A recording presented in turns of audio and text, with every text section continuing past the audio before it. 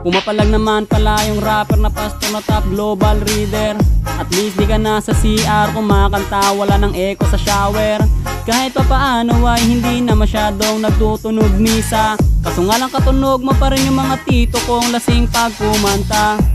Para sa huling banat, wala na sunod na ribat.